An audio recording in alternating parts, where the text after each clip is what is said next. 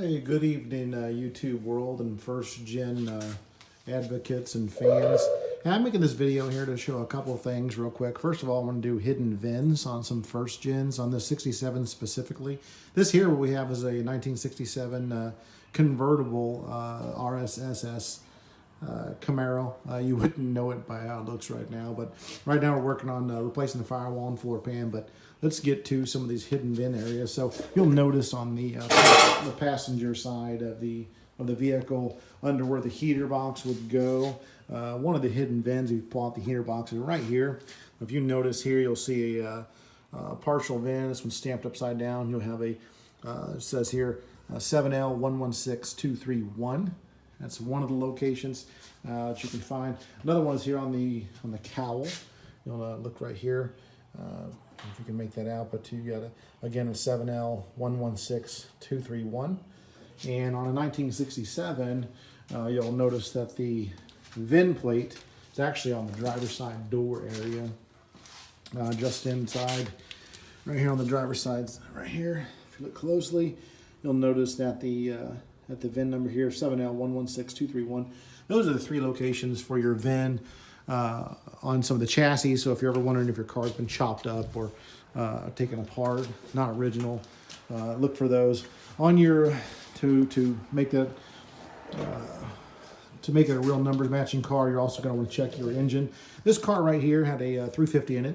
That was a majority of the SS's in 1967. Came with the 350 as the first Chevrolet to get the 350 engine. And on that, if you look on the front passenger side of your engine block, you should see, again, another partial VIN. 116231 is what's on this car. So I've got the engine block for it. I'll maybe upload another video at some other point. The other thing I want to talk about is this firewall replacement.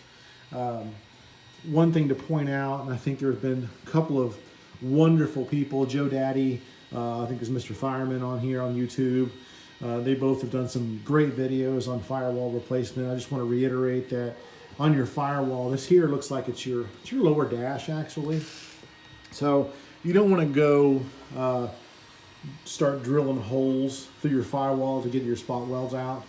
Try to use a spot cutter and try to carefully remove your firewall from this piece so that you don't damage it. What you don't want to see is ripping that apart. If you see, this is another sheet. This is the upper cowl, the lower cowl rather, behind it. Your dash, your lower dash is right here as it wraps around the front. So you don't want to damage it like that.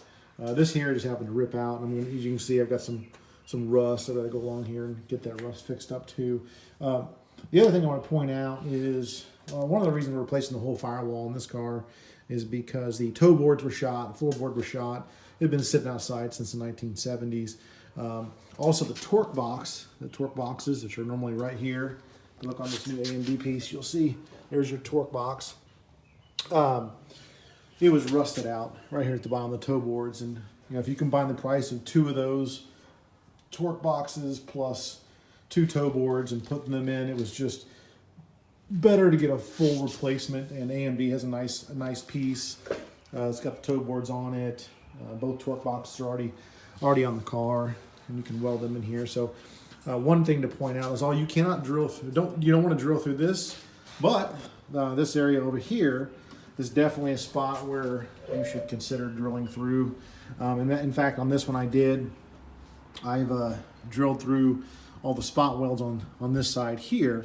Reason being is once I remove the rest of this remainder of the floorboard and the toe board that's right here, I'll be able to weld in the new piece from the outside. So I'll plug weld this in right in the original spots where the factory had spot welded it. I'll be able to weld the outside of this piece right into the new floorboard, toe board, firewall, new piece. So although you don't want to, drill out your spot welds up here. And like I said, in this case here, I used a hand chisel, not an air chisel. I was trying to be as delicate as possible with this piece here. So I hand chiseled it, spot weld cutter, and use that. I will say I do highly recommend buying a decent spot weld cutter if you're gonna be doing some work on these. I do have some cheapies. Here's a couple of cheapies from Harbor Freight. These little guys are $4.99, and they lasted for about 5 or 6, maybe 8. And then a tooth would break off.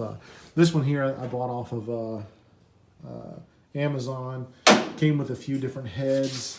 I think I paid maybe $50 for it. It's a premium spot welder kit. And so far, that one bit has done the entire firewall so far, and I haven't even changed out bits, no broken teeth or anything like that. So I would highly recommend, if you're gonna remove spot welds, use that spot weld cutter or something nicer akin to that. Just to finish up here, reiterate,